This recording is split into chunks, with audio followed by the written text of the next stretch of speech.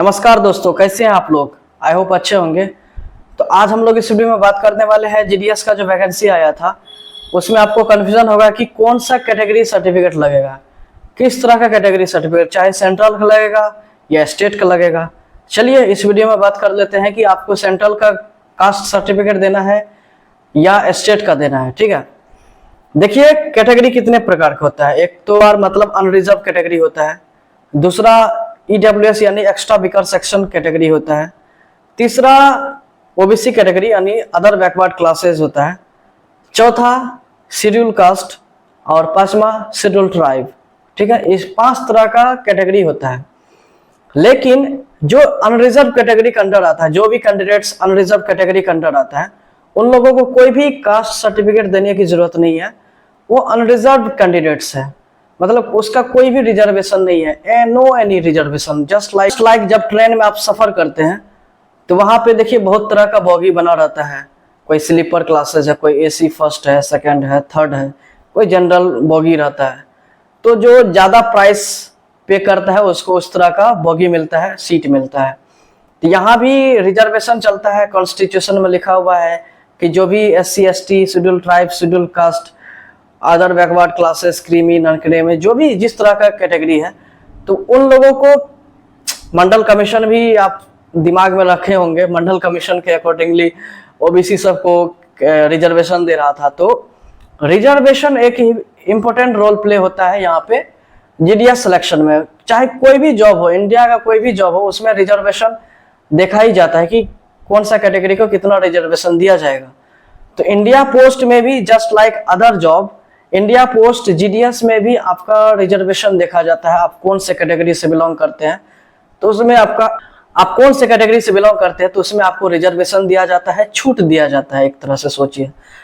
तो आज आपको बताने वाले हैं कि जब आप ईडब्ल्यूएस हो, ओबीसी हो, SC ST जो भी कैटेगरीज है, यूआर को तो कोई भी कैटेगरी सर्टिफिकेट देने की जरूरत ही नहीं है, क्योंकि उसको तो कैटेगरी बेसिस सिलेक्शन नहीं लेना है। अनरिजर्व कैटेगरी मतलब जनरल क्लास है, तो उन लोगों को तो ऐसे ही सिलेक्शन होगा। उन लोगों का कट ऑफ काफी हाई जाता है। लेकिन जो ईडब्ल्यूएस है, ओबीसी है, SC ST है, उन लोगों का कट ऑफ थोड़ा नीचे जाता है, लेकिन सिलेक्शन होने का चांसेस भी बढ़ जाता है। यूआर में कट ऑफ काफी ज्यादा जाता है, लेकिन वहां पे नंबर ऑफ कैंडिडेट्स ज्यादा रहता है और फाइट ज्यादा होता है। SC ST ओबीसी वाले भी यूआर कैटेगरी से सिलेक्शन ले लेता है, तो वहां पे तो दखलंदाजी होगी SC ST OBC ईडब्ल्यूएस का। लेकिन यूआर वाले तो सिर्फ यूआर से ही ना लड़ सकता है ना। जैसे यूनिवर्सल डोनर, यूनिवर्सल एक्सेप्टर की बात हो, जब ब्लड ग्रुप जो होता है, समझ रहे हैं ना, एक दूसरे को लिंक करके आपको बताने की कोशिश कर रहे हैं। तो यहाँ पे क्या है कि जो ओबीसी है तो उन लोगों को भी रिजर्वेशन दिया जाता है। तो इसके लिए उसको सर्टिफिकेट देना पड़ता है, चाहे वो सेंट्रल का हो चाहे स्टेट का हो। तो उनको सेंट्रल का कास्ट सर्टिफिकेट देना पड़ता है। ठीक है, क्योंकि वही के टाइटल वाले अदर, मान लो बिहार में SC कैटेगरी में है या अनरिजर्व कैटेगरी में है, ईडब्ल्यूएस में आता है, लेकिन दूसरे स्टेट में देखते हैं SC कैटेगरी में आता है। तो ये सब वेरिएशन होते रहता है, इसीलिए एक स्टैंडर्ड फॉर्मेट फॉलो किया जाता है ओबीसी कैटेगरी में।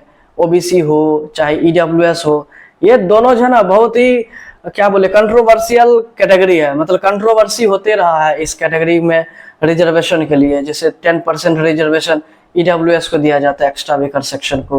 वो एक सोचो कि यूआर का ही छोटका भाई है और उसको सब कैटेगरी बनाया गया ईडब्ल्यूएस। पहले यूआर का तो कोई कैटेगरी होता ही नहीं है, बस कास्ट बोलते हैं, ये कास्ट है, ये राजपूत है, ब्राह्मण है, इस तरह से। तो यहाँ पे क्या है कि उसका सब कास्ट बनाया गया ईडब्ल्यूएस का। तो ईडब्ल्यूएस भी बहुत कंट्रोवर्शियल कैटेगरी है। तो सब लोग चाहता है कि हम भाई ईडब्ल्यूएस बन जाए, ईडब्ल्यूएस बन जाए। यूआर, कोई भी यूआर कैटेगरी कैंडिडेट्स है तो वो लोग चाहता है कि हमें 10% का रिजर्वेशन दिया जाएगा अकॉर्डिंग टू ईडब्ल्यूएस सर्टिफिकेट। तो 10% रिजर्वेशन कौन न लेना चाहेगा। ठीक है, जैसे मान लो यूआर में आपको 100% चाहिए था, लेकिन 10% रिजर्वेशन में मान लो 91-2 में ऐसे रिजर्वेशन में हो जाता है। ठीक है ना, वहां पे नंबर ऑफ कैंडिडेट्स फाइट कम होता है। तो इस तरह से रिजर्वेशन का फायदा सब लोग लेना चाहता है। 10% का रिजर्वेशन दिया जाता है कंट्री में। तो इस वजह से कंट्रोवर्शियल कैटेगरी है। तो अलग अलग स्टेट में अलग अलग टाइटल में अलग अलग कैटेगरी में रखा जाता है, जैसे कहीं पे SC कैटेगरी में है तो कहीं पे UR कैटेगरी में आ जाता है। तो इस तरह से तो UR को जो भी जिसका अभी के हिसाब से 8 लाख से कम अर्निंग होता है तो उन लोगों को EWS सर्टिफिकेट बनाया जाता है गवर्नमेंट ऑफ इंडिया की तरफ से। तो वहां पे सेंट्रल गवर्नमेंट का जो है सेंट्रल वाला EWS सर्टिफिकेट चाहिए। आम जो स्टेट वाला है, कुछ स्टेट जो है सेंट्रल का फॉर्मेट फॉलो करता है। जस्ट लाइक जब आप कोई स्टेट बोर्ड का बुक पढ़ते हैं और एक NCERT का बुक पढ़ते हैं, हमने देखा है बिहार बोर्ड और NCERT का जो भी पैटर्न्स रहता है बिहार बोर्ड में एज इट इज छाप देता है, ठीक है। तो उसी तरह सोचो जो EWS का जो फॉर्मेट रहता है कैटेगरी का, तो उसको भी किसी स्टेट में एज इट इज छाप देता है, ठीक है। तो EWS के लिए बहुत सारे टर्म एंड कंडीशन चाहिए, जो कि बहुत सारे स्टेट में ऐसा नहीं रहता है, लेकिन उसे तो चाहिए सेंट्रल का, क्योंकि जॉब तो सेंट्रल लेवल से हो रहा है, सेंट्रल मिनिस्ट्री है, तो इसलिए सेंट्रल का चाहिए। OBC वाले में भी कंट्रोवर्शियल कैटेगरी है, तो उस कंट्रोवर्सी मतलब होते रहता है, विवाद सब होते रहता है, समझ रहे हैं ना विनोद। तो उसमें भी आपको सेंट्रल का ही मांगता है कि डिपार्टमेंट इसमें फंसना नहीं चाहता है कंट्रोवर्सी में, इसलिए उसको सेंट्रल का कास्ट सर्टिफिकेट चाहिए। तो जब आप EWS हो या OBC हो तो उस कंडीशन में आपको सेंट्रल का कास्ट सर्टिफिकेट मांगेगा, यानी कैटेगरी सर्टिफिकेट मांगेगा। लेकिन जब आप SC ST में बिलोंग करते हैं तो उसमें देखते हैं सेंट्रल का भी चल सकता है, स्टेट का भी चल सकता है, ठीक है।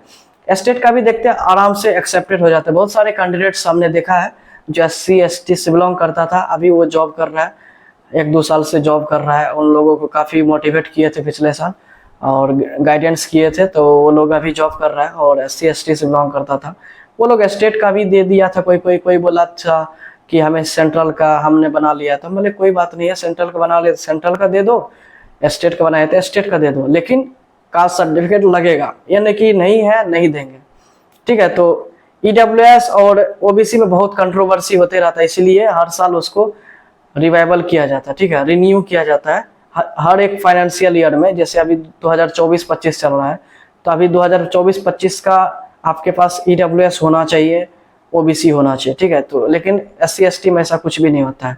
तो आपका कंफ्यूजन यही रहता है, सॉरी, हमें स्टेट वाला चाहिए या सेंट्रल वाला चाहिए। तो हमारा यही मानना है कि आपको सेंट्रल वाला बनाना चाहिए, लेकिन SC ST के केस में स्टेट का भी चल जाता है, लेकिन OBC और EWS के केस में आपको सेंट्रल का ही मांगेगा, ठीक है। तो उसके लिए आपको बना के रखना चाहिए। एक्चुअली में आप लोग बना ही लिए होंगे, ठीक है। जो लोग नहीं बनाया बना लो जा करके, ठीक है। चलिए, रिजल्ट आने से पहले आपको सब कुछ कर लेना है, जल्दी जल्दी रिजल्ट भी आ जाएगा। नेक्स्ट वीडियो बनाएंगे कि रिजल्ट कब आएगा, ठीक है। अभी के लिए नमस्कार, जय हिंद।